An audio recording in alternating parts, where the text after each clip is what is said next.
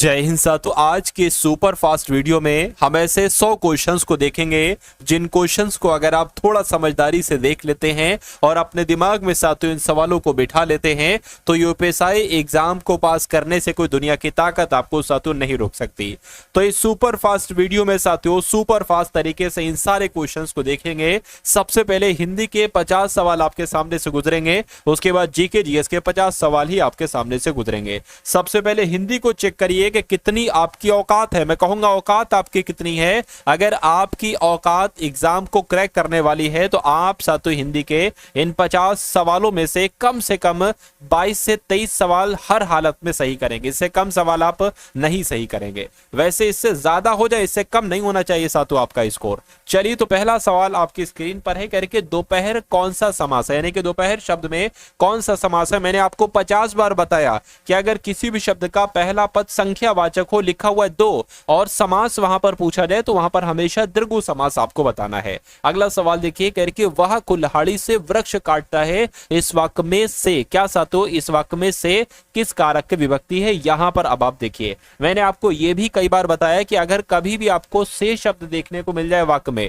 और आपसे कारक पूछे तो वहां पर साथियों 2 कारक हो सकते हैं, या तो कर्ण कारक होगा या अपादान कारक होगा। अगर अलगाव की स्थिति है यानी कि 2 चीजें अलग हो रही हैं तो अपादान कारक होगा, लेकिन 2 चीजों का मिलन हो रहा है तो वहां पर कर्ण कारक होगा। यहां पर कुल्हाड़ी वृक्ष के पास जा रही है, कुल्हाड़ी काटने जा रही है वृक्ष को, तो कुल मिला के कहीं ना कहीं मिलन ही तो होगा। तो कौन सा कारक हो जाएगा, कर्ण कारक हो जाएगा। आंसर जिनका ऑप्शन नंबर सी है तो बिल्कुल सही है।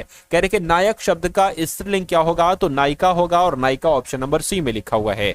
अगला देखिए, कह रहे कि महाशय शब्द का स्त्रीलिंग क्या होगा, तो महाशय शब्द का स्त्रीलिंग आप लोग याद रखेंगे साथियों महाशया होता है। क्या, महाशय का महाशया होता है। जैसे कि छात्र का छात्रा होता है वैसे महाशय का महाशया होता है ना। अगला सवाल देखिए, कह रहे कि उआ का उच्चारण स्थान क्या है, तो उआ किसके अंतर्गत आएगा साथियों, तालु के अंतर्गत आएगा, यानी कि आंसर आपका सी होगा। उसके बाद देखिए, छोटा ऊ ध्वनि का उच्चारण स्थान क्या है मुझे बताइए, तो ये साथियों ओष्ठ के अंतर्गत आएगा। ओष्ठ आपका जवाब हो जाएगा। शुद्ध वर्तनी वाला शब्द बताइए, इसमें से कौन सा शब्द आपको बिल्कुल सही लग रहा है बताइए। सुषुप्ति कैसे लिखा जाता है, तो मैं कहूंगा जैसे ऑप्शन नंबर बी में लिखा हुआ है ना, ये तो सुषुप्ति लिखा हुआ है, गलत हो जाएगा साथियों। जैसे ऑप्शन नंबर सी में लिखा हुआ है, कैसे साथियों, जैसे ऑप्शन नंबर सी में लिखा हुआ है ये बिल्कुल सही होगा, यानी कि जिनका आंसर ऑप्शन नंबर सी है तो बिल्कुल करेक्ट है। अब अगला सवाल देखिए साथियों, ज्योत्सना आपको बताना है कैसे लिखा जाता है, फटाफट बताइए। चलिए, तो ये तो गलत लिखा हुआ है। ज्योत्सना की अगर बात करें यहाँ पर बिल्कुल सेम लिखा हुआ है, तो मैं आपको बता देता हूँ साथियों, कुछ देखिए आधा ता आएगा और आधा सा आएगा, ऐसे कुल मिला के ज्योत्सना जो है ना वो लिखा जाता है। उसके बाद देखिए अगला सवाल आपकी स्क्रीन पर है, क्या पूछा जा रहा है, कह रहे कि पवन का संधि विच्छेद क्या होगी। अच्छा, पवन में कौन सी संधि है, एक बार जरा कमेंट में आप लोग मुझे बताइए। पवन के संधि विच्छेद की अगर बात करें ना तो पो धन अन हो जाएगा पवन का संधि विच्छेद। अगला देखिए, निम्नलिखित शब्दों में से किसमें व्यंजन संधि है, तो मैं कह सकता हूं व्यंजन संधि साथियों आपसे पूछी जा रही है तो किसमें साथियों व्यंजन संधि है, सप्तऋषि में या सत्कार में, है ना। ये कुछ नहीं है साथियों, सतनकार कुछ नहीं। मैं कहूंगा सत्कार शब्द में साथियों कौन सी संधि हो जाएगी, व्यंजन संधि हो जाएगी। आंसर आपका जाएगा ऑप्शन नंबर बी के साथ। अगला सवाल आपकी स्क्रीन पर है, आपसे पूछा जा रहा है कि निम्नलिखित शब्दों में से किसमें विसर्ग संधि है, तो विसर्ग संधि साथियों किसमें है एक बार मुझे बता दीजिए, बताइए। तो मैं कहूंगा साथियों अतीव की अगर बात करते हैं तो इसका संधि विच्छेद कुछ ऐसे बनता है, अता धन एव, तो यहाँ पर विसर्ग संधि ही तो है, तो जिनका आंसर डी है तो बिल्कुल करेक्ट है। कह रहे कि अनुनासिक का संबंध होता है, ये टॉप लेवल के साथियों क्वेश्चन है। अनुनासिक का संबंध केवल मुंह से होता है, नाक और मुंह दोनों से होता है। मैं कहूंगा बिल्कुल सही जवाब, अनुनासिक का संबंध नाक और मुंह दोनों से होता है। हिंदी वर्णमाला में स्वरों की संख्या कितनी होती है, तो हिंदी वर्णमाला में स्वरों की संख्या साथियों कितनी होती है, 11 होती है, ये होना चाहिए। ये कुछ अलग टाइप का लग रहा है, तो 11 आप लोग याद रखेंगे। जंगल में लगने वाली आग के लिए एक शब्द क्या होता है साथियों, तो दावानल होता है। जंगल में लगने वाली आग के लिए एक शब्द दावानल होता है।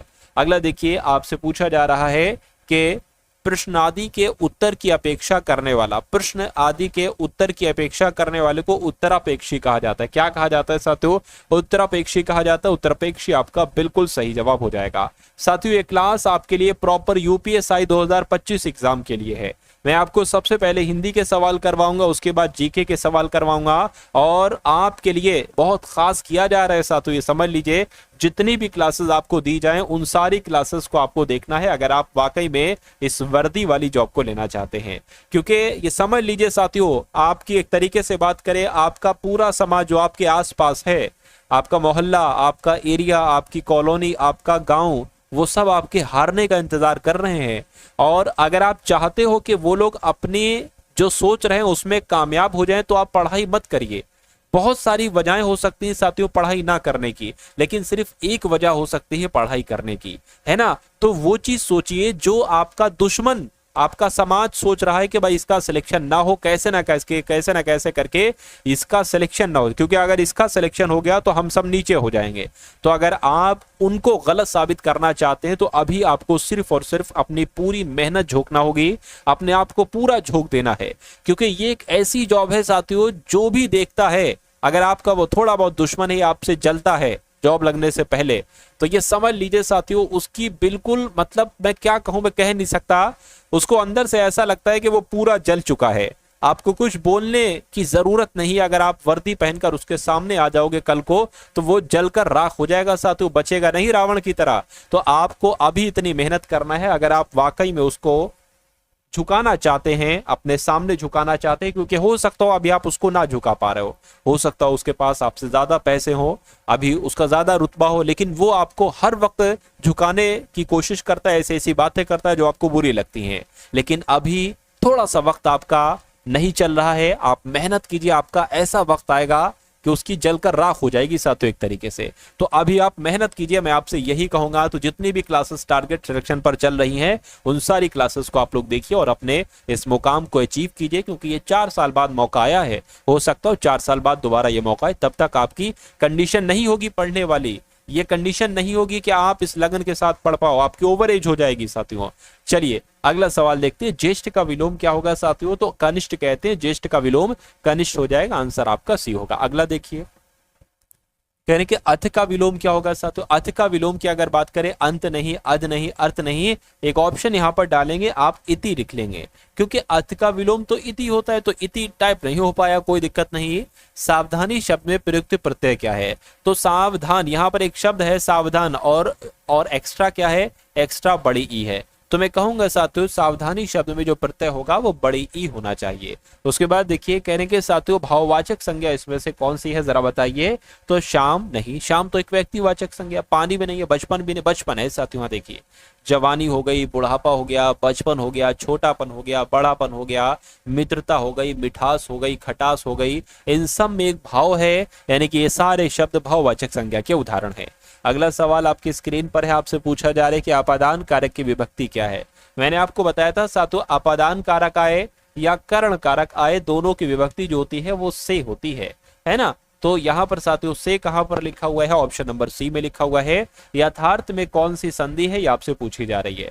तो यथार्थ में साथियों कौन सी संधि हो जाएगी, बताने की कोशिश करेंगे। तो यहाँ पर साथियों दीर्घ संधि है, कौन सी संधि है, दीर्घ संधि, ऑप्शन नंबर ए डालकर आप लिख लेंगे कि यहाँ पर दीर्घ संधि है। उसके बाद देखिए, हिंदी भाषा का जन्म हुआ, मैंने आपको कई बार बताया है ना, अपभ्रंश से हिंदी भाषा का जन्म हुआ था, आंसर आपको ऑप्शन नंबर डी होगा। शुद्ध वर्तनी के बारे में बताइए, शुद्ध वर्तनी साथियों कौन से शब्द की है, यानी कि कृपा कैसे लिखा जा सकता है। तो कृपा की अगर हम बात करें तो साथियों कृपा ऐसे लिखा जाता है, लेकिन ऐसे तो यहाँ पर लिखा हुआ नहीं है, तो मैंने आपको बता दिया कृपा कैसे लिखा जाता है। चलिए साथियों अगला सवाल देखिए, कह रहे कि योजक चिन्ह यहाँ पर किसमें है, तो योजक चिन्ह की अगर हम बात करते हैं ना साथियों, योजक चिन्ह कैसे बनाया जाता है, ऐसे बनाया जाता है योजक चिन्ह, ये लिखा हो, जैसे कि डैश नहीं बनता है, ऐसे बनाया जाता है, इसको संयोजक चिन्ह भी कहा जाता है। इनमें से कौन सा शब्द कर्म कारक है, मुझे बताइए, कर्म कारक आपसे यहाँ पर कुल मिला के पूछा जा रहा है, मुझे बताइए। देखिए कर्म जहां पर होगा वहां पर को शब्द जरूर आएगा, तो देखिए किस वाक्य में को है। देखिए अगर बात करते हैं साथियों, लड़का पेड़ से गिरा, तो यहां पर तो नहीं, कट कर दीजिए। हरि मोहन को रुपए देता है, ठीक है, पेड़ से फल गिरा, मैंने हरि को बुलाया, है ना। यहां पर भी साथियों लग रहा है, यहां पर भी लग रहा है, दोनों में यहां पर साथियों क्या आ गया, को आ गया। एक काम ये कर सकते हैं, जब भी कोई चीज किसी को दी जाती है, जैसे कहते नहीं मोहन ने सुरेश को कंबल दिया, कोई चीज जब दी जाती है तो उसके को हम किसका काउंट करते हैं, के लिए काउंट करते हैं, उसको हम को नहीं लिखते हैं, के लिए करते हैं। जबकि यहां पर कोई चीज नहीं दी जा रही है, मैंने हरि को बुलाया, तो यहां पर को जो होगा ये कर्मकारक होगा, ना कि ऑप्शन नंबर बी वाला। तो मैंने आपको बता दिया ये होगा हरि मोहन के लिए रुपए देता है, तो ये होना चाहिए था। अगला देखिए करके कौन, और ये एक उदाहरण नहीं है, ऐसा एग्जाम में आ चुके हैं, कई सारे उदाहरण आ चुके हैं। जब कोई चीज किसी को दी जा रही है, गिफ्ट वगैरह दिया जा रहा है या कुछ भी, तो वहां पर संप्रदान कारक आता है को के लिए हो जाता है वहां पर। इनमें से कौन सा शब्द समूहवाचक संज्ञा है साथियों, बताइए। समूहवाचक की अगर बात करते हैं तो सभा शब्द एक समूहवाचक संज्ञा है। छा ध्वनि किसके अंतर्गत आती है, तो ये साथियों एक संयुक्त वर्ण हो जाएगा, संयुक्त वर्ण आपका आंसर हो जाएगा। एक छा होता है, एक क्या होता है, एक उसके अलावा साथियों त्रा होता है, और एक साथियों श्रा होता है। ये 4 संयुक्त व्यंजन होते हैं। अगला देखिए नवरात्र में कौन सा समास है, तो नवरात्र की अगर बात करें, समास पूछा जाए और पहला पद संख्यावाचक हो, नव यानी कि 9 है ना, तो कौन सा समास हो जाएगा, द्विगु समास हो जाएगा। द्विगु समास आपका ऑप्शन नंबर ए में लिखा हुआ है। उल्लास का संधि विच्छेद क्या हो जाएगा, तो उल्लास का संधि विच्छेद क्या हो जाएगा साथियों, उत धन लास हो जाएगा। और ऐसा कहां पर लिखा हुआ है, ऐसा ऑप्शन नंबर बी में लिखा हुआ है।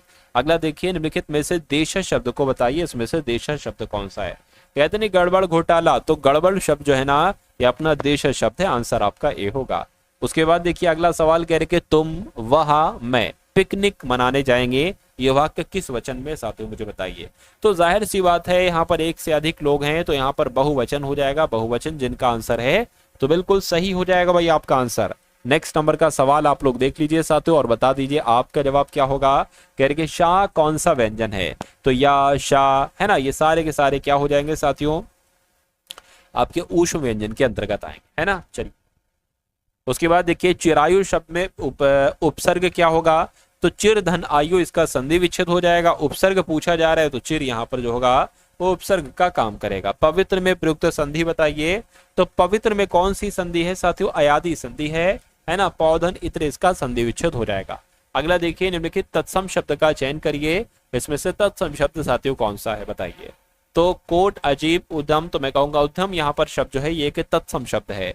पाठशाला किस प्रकार का शब्द है बताइए, तो पाठशाला का क्या संधि विच्छेद हो सकता है, मैं कहूंगा हो सकता है, तो ये आपका यौगिक शब्द हो जाएगा। अगर किसी शब्द का संधि विच्छेद नहीं हो सकता है तो वो आपका ऋण शब्द होता है, ये बात भी मैंने आपको बताई थी। उसके बाद देखिए का वर्ण किसके योग से बना है, तो का वर्ण किसके योग से बना है साथियों, हलंत वाला का होना चाहिए और छोटा आ होना चाहिए, तो इसके योग से बना हुआ है। अगला देखिए ऊष्म और संयुक्त किसके प्रकार हैं, तो ऊष्म और संयुक्त ये साथियों व्यंजन के प्रकार हैं, इसलिए व्यंजन आपका जवाब हो जाएगा। कह रहे कि वाक का उच्चारण स्थान क्या है, यानी कि वाक किसके अंतर्गत आता है, तो दंतोष्ठ के अंतर्गत आता है साथियों, दंतोष्ठ आपका जवाब हो जाएगा। कंठ ध्वनि इसमें से कौन सी है साथियों बताइए, तो कंठ ध्वनि की अगर हम बात करें साथियों, तो माँ और यहाँ पर घा की बात करें साथियों, घा है ये, माँ और घा ये आपका कंठ ध्वनि के अंतर्गत आ जाएगा। स्त्री पुरुष का जोड़ा को साथियों क्या कहा जाता है, प्रियदर्शी, दंपति, विधुर, माननीय। मैं कहूंगा दंपति कहा जाता है साथियों स्त्री पुरुष के जोड़े को। इनमें से चोर का पर्यायवाची कौन सा है, चोर को साथियों यहाँ पर हम लोग पता क्या कह सकते हैं, मोशक कह सकते हैं, चोर को मोशक भी कहा जाता है। अगला देखिए कान कतरना मुहावरे का मतलब क्या होता है, तो कार कतरने का मतलब होता है बहुत तेज दौड़ना, नहीं साथियों बहुत चालाक होना, तो बहुत चालाक होना साथियों कान कतरना इस मुहावरे का मतलब होता है। इनमें से कौन सी विपरीतार्थक शब्द पतझड़ का अर्थ है, तो पतझड़ का अर्थ आपसे पूछा जा रहा है। पतझड़ को साथियों हम लोग वसंत भी तो कहते हैं, तो वसंत यहाँ पर आपका जो होगा वो बिल्कुल सही जवाब हो जाएगा। अगला सवाल है कह रहे कि मृगनयनी में कौन सा समास है साथियों। अगर आपने अभी तक इस वीडियो को लाइक नहीं किया है तो वीडियो को तुरंत लाइक कर दीजिए, और अगर आप लोग चैनल पर नए हैं तो चैनल को भी आप लोग साथियों तुरंत आप लोग सब्सक्राइब करके बेल आइकन पर क्लिक कर दीजिए, और एक जय हिंद का कमेंट तो कर दीजिए साथियों। आप जय हिंद का कमेंट नहीं करते हो, बताइए जय हिंद बोलने में साथियों कंजूसी करते हो, तो आप सभी लोग जय हिंद का कमेंट एक बार जरूर कर दीजिए। मृगनयनी में कौन सा समास है, अगर आपका जवाब साथियों ऑप्शन नंबर बी यानी कि कर्मधारय समास है, तो मैं कहूंगा आपका जवाब बिल्कुल सही है। ता ध्वनि का सही उच्चारण स्थान क्या है, तो ता ध्वनि की अगर बात करते साथियों ये दंत के अंतर्गत आती है, दंत आपका जवाब हो जाएगा। ता था दा धा ना दंत के अंतर्गत आएंगे। यारा लावा की अगर बात करें ये क्या है साथियों, ये अंता इस्त व्यंजन है साथियों। यारा लावा ये क्या है, ये अंता इस्त व्यंजन है। अब उसके बाद साथियों अब जीके जीएस के पूरे 50 सवाल देखेंगे। इसमें भी मैं आपको टारगेट दे देता हूं साथियों कि इन जीके के 50 सवालों में से कितने सवालों में से साथियों इन जीके के 50 सवालों में से आपको जो करना है कम से कम 18 से 20 सवाल साथियों आपको करना है। कोशिश करिएगा इतने तक पहुंचने की। चलिए तो पहला सवाल है, कह रही है बिहू लोकनृत्य किस राज्य से संबंधित है? तो बिहू लोकनृत्य कहाँ का है साथियों? ये असम का है, आंसर आपका ए होगा। उसके बाद देखिए त्यागराज का नाम संबंधित है, तो त्यागराज का नाम किससे संबंधित है साथियों? कर्नाटक संगीत से संबंधित है। मैं कहूंगा बिल्कुल त्यागराज का संबंध कर्नाटक संगीत से संबंधित है। कह रहे कि गुजरात की सीमा किस पड़ोसी देश के साथ लगती है? तो गुजरात की सीमा तो साथियों पाकिस्तान से लगती है, पाकिस्तान आपका जवाब हो जाएगा। उसके बाद देखिए नेक्स्ट नंबर का सवाल है, कह रहे कि शास्त्रीय संगीत कहाँ से लिया गया है? तो शास्त्रीय संगीत कहाँ से लिया गया है साथियों? सामवेद से लिया गया है। ये सवाल कई बार आपसे पूछा जा चुका है कि शास्त्रीय संगीत किस वेद से लिया गया है? तो सामवेद से लिया गया है। कह रहे कि पन्नालाल घोष का संबंध किस वाद्य यंत्र से था? तो बांसुरी वादक थे साथियों, ये बांसुरी बजाया करते थे। अगला देखिए पालाधर रघु का संबंध किस वाद्य यंत्र से है? तो इनका संबंध साथियों किससे है? मृदंग में से है। किससे है साथियों? मृदंग से है। आप लोग यहां पर याद रखेंगे। हिंदी की अगर बात करते ना तो मृदम एक तरीके से यहां पर कहा जाता है। अहमदाबाद में पहले सूती कपड़ा मिल किस वर्ष शुरू किया गया था? तो अहमदाबाद में साथियों पहले सूती कपड़ा मिल ये 1861 में शुरू किया गया था। कहने के एलिफेंट्स बाथिंग इन ग्रीन पुल निम्नलिखित में से किस चित्रकार की चर्चित कृति है? तो ये साथियों अमृता शेरगिल की है। अमृता शेरगिल आपका जवाब हो जाएगा। नेक्स्ट नंबर का सवाल देखिए, करके किस सिख गुरु के पश्चात सिख गुरु का पद वंशानुगत हो गया था? तो किसकी बात चल रही है साथियों? 5वें एक तरीके से बात करते हैं ना, क्या उनका नाम था साथियों? गुरु रामदास उनका नाम था। मैं कहूंगा बिल्कुल गुरु रामदास जी उनका नाम था, है ना। चलिए उसके बाद देखिए करके गुरु अर्जुन देव सिखों के कौन से गुरु थे? तो 5वें नंबर के साथियों ये गुरु थे। राइट आंसर आपका जाएगा ऑप्शन नंबर बी के साथ। अगला देखिए करके महर्षि कपिल का नाम दर्शन की किस विधि से जुड़ा हुआ है? तो किस विधि से जुड़ा है साथियों? पूर्व मीमांसा से जुड़ा हुआ। मैं कहूंगा बिल्कुल सही जवाब आपका ऑप्शन नंबर ए होगा। अगला देखिए बाल विवाह का संबंध किस अधिनियम से है? तो बाल विवाह का संबंध अधिनियम अगर आपसे पूछा जाए बाल विवाह वाले का, तो इस अधिनियम साथियों मैं कहूंगा शारदा अधिनियम, शारदा एक्ट से इसका संबंध है बाल विवाह का। 2011 की जनगणना के अनुसार भारत में प्रजनन दर कितनी है? तो कितनी है साथियों आपको यह बताना है, फटाफट बताइए। चलिए तो मैं कह सकता हूं साथियों यहां पर अगर बात करिए गलत लिखा हुआ है साथियों। देखिए ये ऑप्शन नंबर अगर बात करें ना 2.1 से लेकर 2.9 यहां पर होना चाहिए, लेकिन कोई दिक्कत नहीं। सवाल आपके सामने है, जवाब भी उसका आपके सामने। इतनी सी बात आप लोग याद रखेंगे कि 2011 के अनुसार भारत में प्रजनन दर कितनी थी? तो 2.1 से लेकर 2.9 तक थी। अब अगला सवाल देखिए, तीसरी पंचवर्षीय योजना के दौरान भारत के प्रधानमंत्री कौन थे? तो उस समय साथियों भारत के प्रधानमंत्री पंडित जवाहरलाल नेहरू थे, इसलिए आंसर आपका अगर है ऑप्शन नंबर ए तो बिल्कुल करेक्ट है। उसके बाद देखिए विश्व पृथ्वी दिवस कब मनाया जाता है?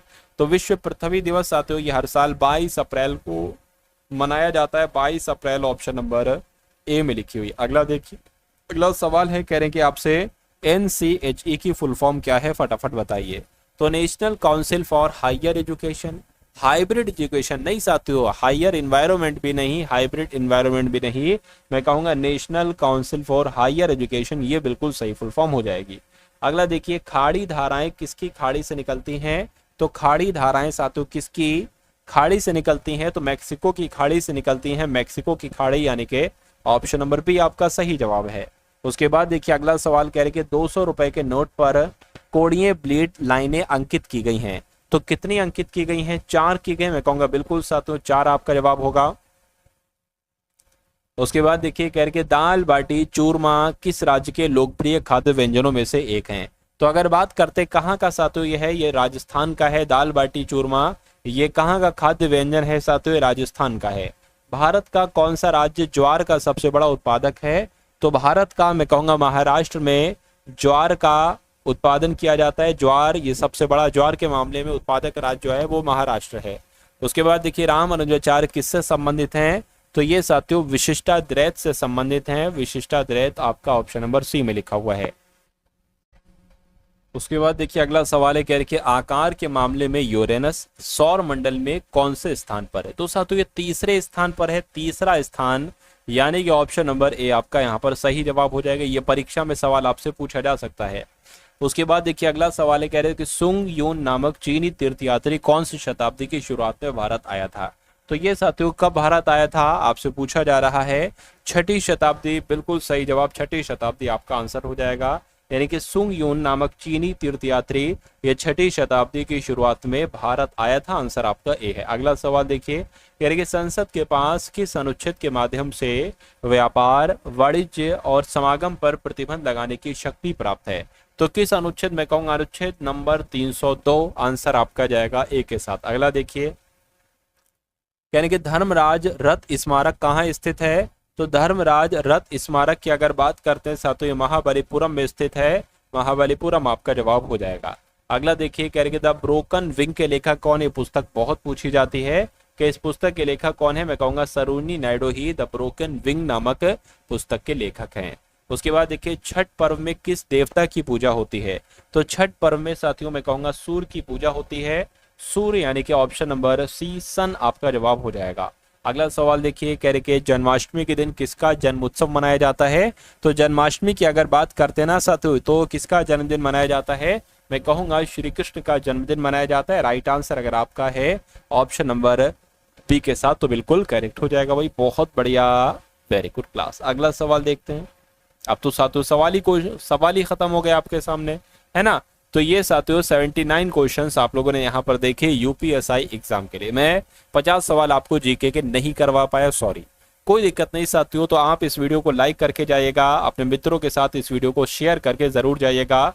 उसके अलावा मैं आपके लिए 10 मॉडल पेपर तैयार करवा रहा हूँ, यानी कि ऐसे 2025 में जैसा आपका पेपर आएगा उन वैसे ही साथियों ये 10 मॉडल पेपर होंगे उसी लेवल पर आधारित। उसके अलावा साथियों आपके लिए यूपीएसआई के प्रीवियस ईयर क्वेश्चन भी तैयार हो रहे हैं, यानी कि जो 2021 में पेपर हुए थे, जितने शिफ्ट हुई थी उन सारी शिफ्ट का आसान भाषा में सॉल्यूशन आपके लिए तैयार हो रहा है। क्योंकि अगर उन शिफ्ट को आप लोगों ने देख लिया ना, तो ये समझ लीजिए उन्हीं पर आधारित टिकटो वहां से कई सारे क्वेश्चन उठाए जाएंगे। हर एग्जाम में पीवाईक्यू से क्वेश्चन उठाए जाते हैं, रेलवे के पेपर में पीवाईक्यू से क्वेश्चन उठाए जाते हैं, एसएससी में पीवाईक्यू से क्वेश्चन उठाए जाते हैं। पूरा पेपर तो नहीं, 30-40% तो उठाया जाएगा। तो 30-40% कम थोड़ी ना होता है साथियों, 30-40 से वहां इसे इकट्ठा कर लिया, 50% और इकट्ठा कर लिया, 80-90% आपके हो गए, पास आप बहुत आराम से हो जाओगे, है ना। चलिए, तो उसके लिए थोड़ा धैर्य रखिएगा, वो पीडीएफ बन रही है, टीम काम कर रही है उस पर, है ना। तो आप क्या करिए, आप डिस्क्रिप्शन में मैंने ग्रुप दे रखा है यूपीएसआई वालों के लिए, तो उस ग्रुप में साथियों ऐड हो जाइए, टेलीग्राम ग्रुप को ज्वाइन कर लीजिए। और उसके अलावा साथियों एक जय हिंद का कमेंट आप लोग करके जाइएगा, ठीक है ना। मिलते हैं हम सभी लोग आने वाली वीडियो में। जय हिंद साथियों।